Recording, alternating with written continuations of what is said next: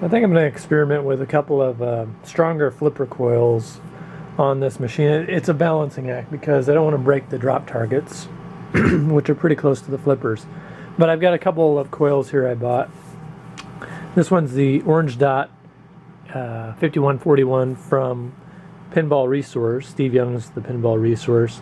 He sells 5141s regular, orange dot or medium intensity or medium strength, and then yellow dot or high strength.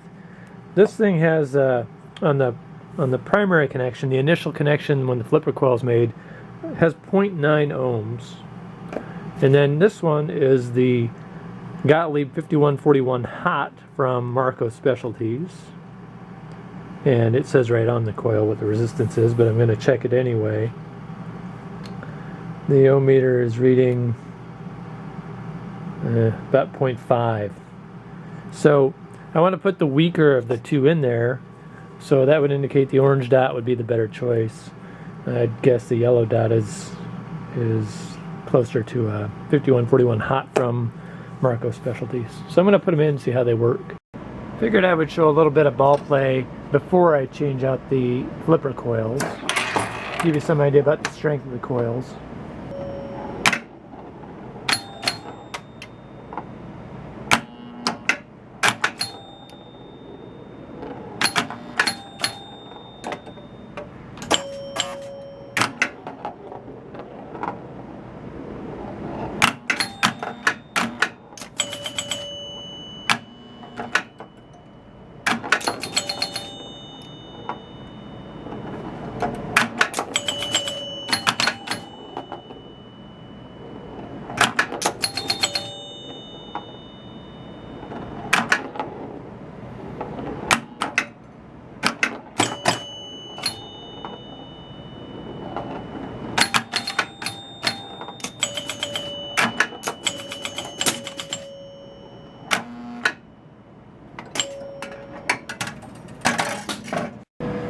Okay, here is the game with new flippers in. I'm going to do a little bit of play, but I don't know if people will be able to see the difference, but there's a significant difference in feel.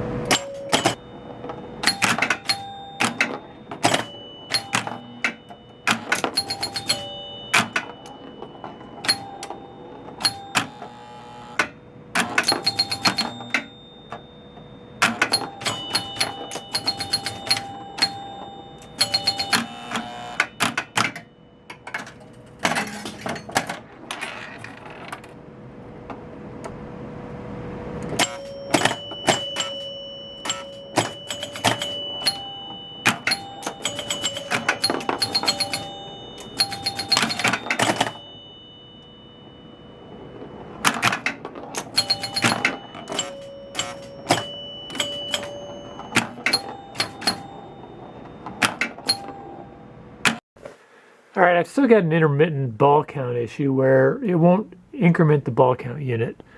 And I'm going to try something here. I'm looking at the score motor inside the machine, and I've got the machine on. All I'm doing is taking the ball out of the plunger lane and putting it in the out hole.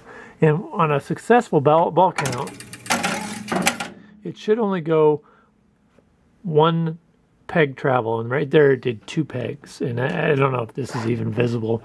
But at the top of the score motor, there are some pegs sticking up. You can see a switch being made. If you watch a good ball count, it'll increment about 1/3 of the wheel.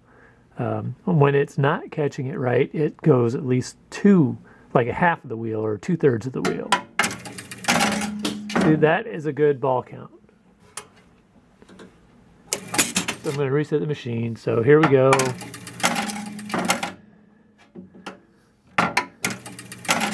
Alright, it's on ball 1 right now, and I'm going to drop in. So it's ball 2, ball 3, ball 4, and it's still ball 4. See how it skipped twice? So, still on ball 4. It's skipping 2 of those pegs, 2/3 of the cycle instead of 1. Now it's on ball 5. So I think I've got an intermittent switch somewhere. The question is where. Schematic shows that the ball trough switch is in series with a couple switches on the score motor and also a couple relay switches. So I've got like 5 switches here that any one of them might be intermittent. So videoing these schematics usually doesn't work so well, but I'm going to try it anyway. Here's the add ball count unit. If you follow it back, here's the trough switch. It's got to close in order for the ball count unit to engage. And then there are 4 normally closed switches that all 5 switches have to close for the ball count to advance. Since I'm not seeing the ball count advance every time, it could be a dirty trough switch, but I've cleaned it, I've checked it, I think it's okay. There's motor 1C and motor 2B switches. I think those are the ones that are moving on the motor, switch motor. And then these are relays on A and S, and I don't think those, I think they are normally closed and they don't transition during the game, but I'm not sure. I'm going to look hard at these 1C and 2B, see if I can figure out where they are, and then clean them or check them to see if they're dirty. Okay, so here's another view of that score motor. I've got the machine up and the playfield up, and I can simulate the action by triggering the ball count switch on the playfield and then triggering the out hole.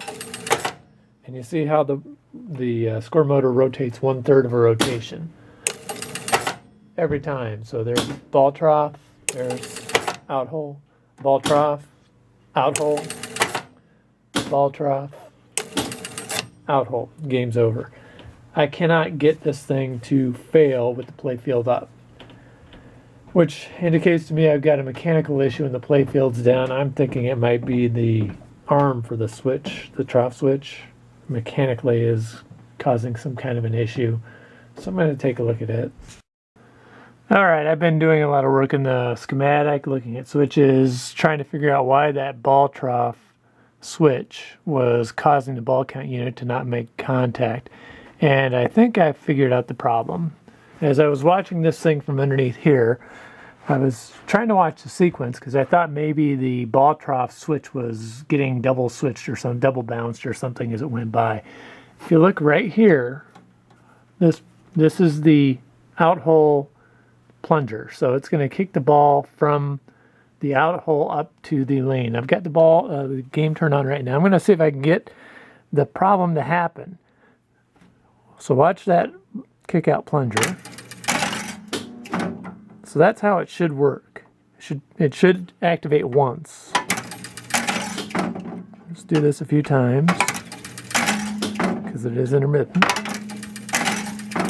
There it is. See how it popped twice? Double pop.